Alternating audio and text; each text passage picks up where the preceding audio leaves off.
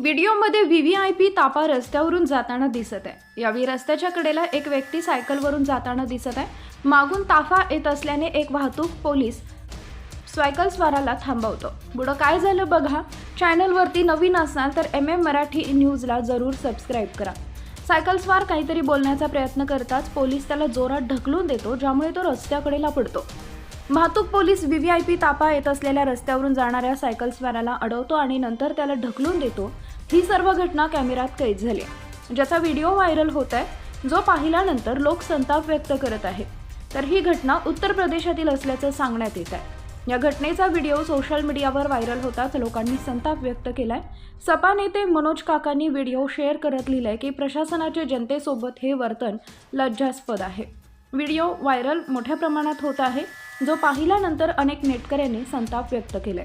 तुम्हाला काय वाटतं? तुमच्या प्रतिक्रिया जरूर कळवा।